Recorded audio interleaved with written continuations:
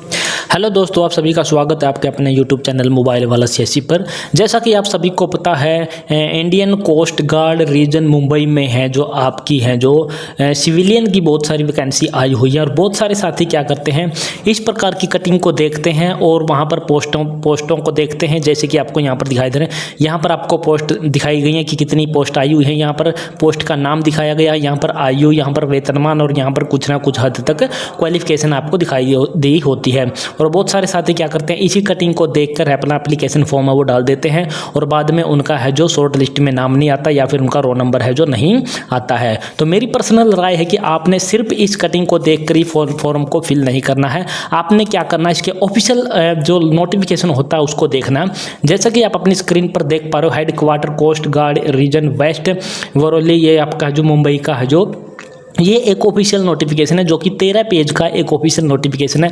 ये पेज है जो आपका 13 पेज का रहने वाला है और ये है जो आपकी कटिंग सिर्फ और सिर्फ एक पेज पर आपकी रहने वाली है। तो इसी से अंदाज़ा लगाया जा सकता है कि एक पेज पर है जो कितनी डिटेल में है जो कोई डिटेल है जो बताई जा सकती है और 13 पेज पे कितनी डिटेल है जो बताई जा सकती है। तो मेरी पर्सनल राय है कि आप 13 पेज वाली इस ऑफिशियल जो नोटिफिकेशन है इसको पढ़िए। पढ़ने के बाद ही अपना है जो एप्लीकेशन फॉर्म है वो अप्लाई कीजिए। अब मैं आपको कुछ डिफरेंट है जो आपको दिखा देता हूँ कि आपके क्या रहने वाले हैं।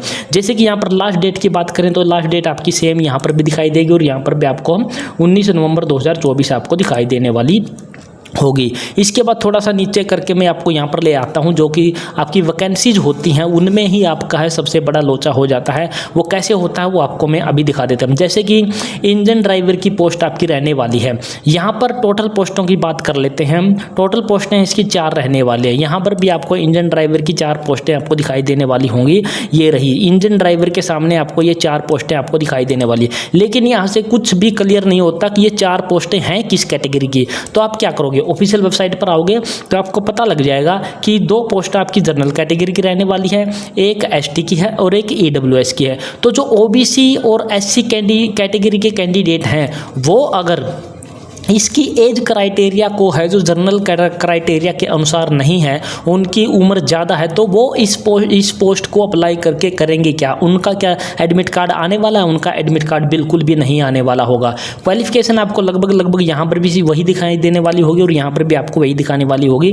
10वीं पास प्लस इंजन ड्राइवर का प्रमाण पत्र यहाँ पर भी आपको इसी प्रकार से दिखाई देने वाले होगी। Matriculation from a board and इसके साथ साथ आपको engine driver from a recognised institute और एक्सपीरियंस आपको यहाँ पर दिखाई देने वाला जो कि डिजायरेबल है आपका रहने वाला।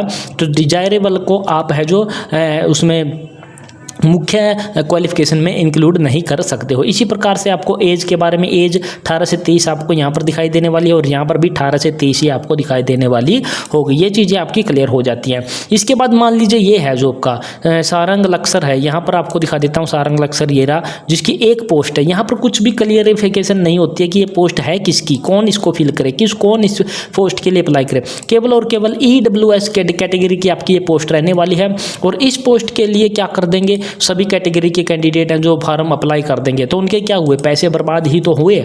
उनको क्या फ़ायदा, उनका जो एडमिट कार्ड है इस पोस्ट के लिए बिल्कुल भी नहीं आने वाला है। तो इसी प्रकार से और भी मैं आपको जानकारी आपको यहाँ जैसे कि लक्सर है, यहाँ पर लक्सर की आपको यहाँ पर भी दिखाई देता हूँ। यहाँ पर लक्सर आपको दिखाई देने वाला 7 जो कि सेकंड नंबर पे 7 पोस्ट आपको दिखाई देने वाली लक्सर की।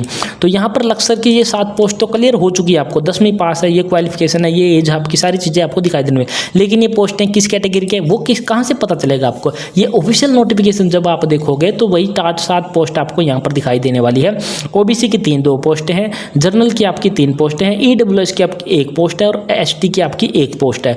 अगर कैंडिडेट है एससी कैटेगरी का और वो इस पोस्ट के लिए अप्लाई करे तो क्या उसका रोल नंबर आना संभावित है? बिल्कुल भी संभावित नहीं है। अगर जब तक उसकी एज है 18 से 30 वर्ष के बीच में नहीं होगी, यानी कि वो जब तक एज रिलैक्सेशन का फ़ायदा नहीं उठाना चाहता तब तक उसका है तो जनरल कैटेगरी में उसका है जो रोल नंबर आने की संभावना है। लेकिन उसका कंपटीशन भी सीधा जनरल कैटेगरी में ही होगा। उसको उसकी कैटेगरी का कोई भी फ़ायदा नहीं मिलने वाला होगा। तो ये फ़ायदा होता है कि आप जब ऑफिशियल नोटिफिकेशन देख के कोई एप्लीकेशन फॉर्म फिल करते हो तो उसमें आपके एडमिट कार्ड आने के पूरे संभावना होती है। जैसे कि आपको यहाँ पर 3 ईयर का एक्सपीरियंस भी इन्होंने बोला है। यहाँ पर आपको दिखाता हूँ कि 3 ईयर का एक्सपीरियंस इन्होंने कहीं इंक्लूड किया है। यहाँ पर देख लीजिए, ये 7 पोस्ट है, लक्सर की पोस्ट है, आपको एज दिखाई है, वेतनमान दिखाया और यहाँ पर सिर्फ और सिर्फ 10वीं पास लिखा है। तो क्या करेंगे कैंडिडेट, इस कटिंग को देखेंगे और 10वीं पास के सभी कैंडिडेट हैं जो लक्सर की पोस्ट के लिए अप्लाई कर देंगे।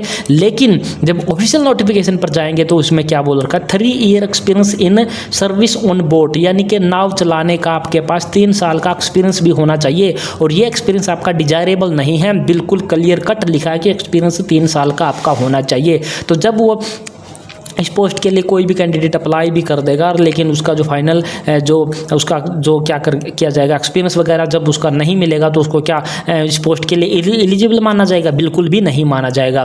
तो मेरी दोस्तों यही तो मैं कहने वाला हूँ कि जब आप इस पोस्ट के लिए अप्लाई करें, मान लीजिए इस कैटेगरी के लिए एससी कैटेगरी वाले भी इस पोस्ट को अप्लाई करते हैं, तो उनको क्या होगा, जो एससी कैंडिडेटों को 5 साल की जो छूट मिलती है वो बिल्कुल नहीं मिलेगी। यानी कि 18 से 30 वर्ष के एससी कैंडिडेट ही इस पोस्ट को अप्लाई कर पाएंगे।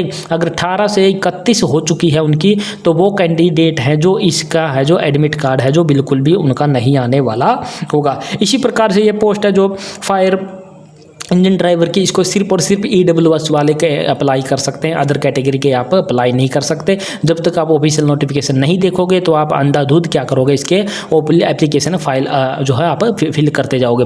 फायरमैन का उदाहरण देता हूँ, यहाँ पर फायरमैन आपको लिखा हुआ दिखाई दे रहा है और यहाँ पर भी आपको फायरमैन दिखाई दे रहा है जो कि पहले नंबर पर आपको दिखाई दे रहा है। 4 पोस्ट आपको यहाँ पर दिखाई गई है और 4 पोस्ट ही आपको यहाँ पर दिखाई देने वाली हैं, ये वाली 4 पोस्टें आपको दिखाई देने वाली। लेकिन जनरल की 2 हैं और OBC की 2 है। तो ST, EWS और उसके साथ SC कैटेगरी के जो कैंडिडेट है वो भी इन पोस्टों के लिए अप्लाई करेंगे, अंधाधुंध अप्लाई करेंगे। लेकिन जब तक उनकी एजुकेशनल ये जो एज क्राइटेरिया भी इसी एज का नहीं रहेगा, तब तक उनका रोल नंबर आने की बिल्कुल भी संभावना नहीं है। तो इसी प्रकार से आपको यहाँ पर भी ये चीज़ आपको देखने को मिल जाती है।